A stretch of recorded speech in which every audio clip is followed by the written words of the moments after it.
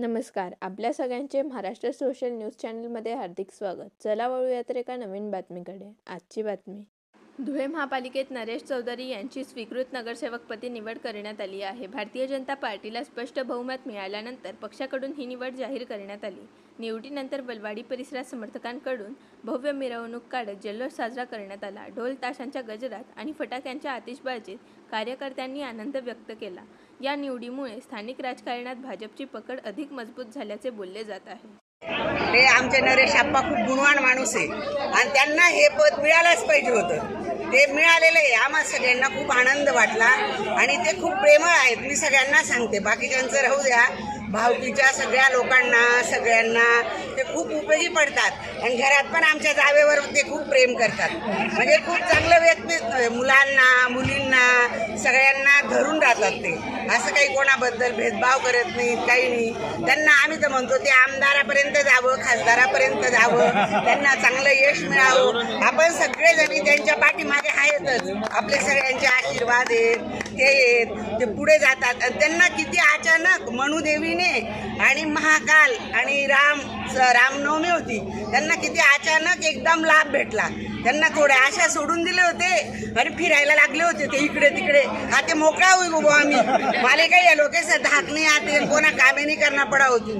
पण मनुदेवी आणि देव म्हणतो की नाही बाबा, तू समाज कार्यासाठी झालेला आहे, नातेवाईकांचं म्हणा किंवा समाजाचं म्हणा किंवा सगळ्यांचं, त्याच्यामुळे तू घरचा बी विकास कर आणि समाजाचा बी विकास कर.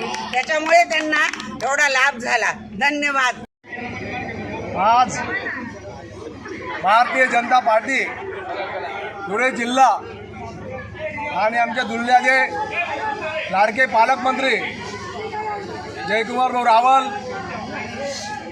त्याचप्रमाणे धुळे शहराचे धर्मयुद्ध आमदार अनुप भैया अग्रवाल, धुळे ग्रामीणचे आमचे तरुण तळपदार आमदार रामदादा भदाने, धुळे ग्रामीणचे नेते कुणालबाबा पाटील, त्याचप्रमाणे धुळे जिल्हाध्यक्ष चंद्रशेठ आंबेडकर, बापू गलाने, आमचे सर्वांचे लाडके आणि तरुणांचे प्रेरणास्थान माझे लहान बंधू रावसाहेबजी गिरासे आणि भारतीय जनता पार्टीचे आमच्या महापौर महादेवी परदेशी, सर्व नगरसेवक, सर्व कार्यकर्ते, पदाधिकारी यांच्या आशीर्वादानं मला या ठिकाणी आज स्वीकृत नगरसेवक म्हणून निवडून देण्याचा बहुमान त्यांनी दिला.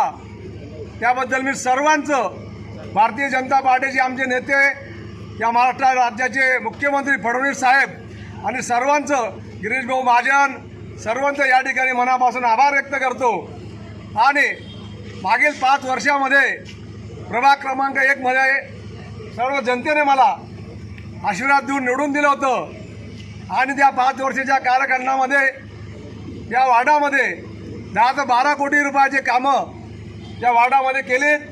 स्मशानभूमी असेल, फर्जी पूल असेल, मोठे शोचे स्ट्रीट लाईट असतील, काँक्रीट रस्ते असतील, ड्रेनेज असेल, पाईपलाईन असेल, अशी अनेकविध कामे, विकास कामं या वार्डामध्ये झालेली आहेत. आणि मला हे आशीर्वाद दिला नेत्यांनी, या पुढच्या काळामध्ये सुद्धा या प्रभाग क्रमांक 7 मध्ये विकास कामं करण्याचं या ठिकाणी मोठं काम आपण करणार आहोत. आणि गोरगरीब जनतेला, सर्व अल्पसंख्याक असतील, सर्व समाजांना बरोबर घेऊन या वार्डाचं काम आणि या वार्डाचा विकास कसा होईल हे मी या ठिकाणी करणार आहे.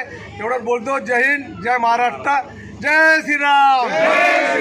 बातमी आवडल्यास चॅनलला लाईक व सबस्क्राईब करा व दररोज अशा नवनवीन बातम्या पाहण्यासाठी चॅनलला फॉलो करा. धन्यवाद.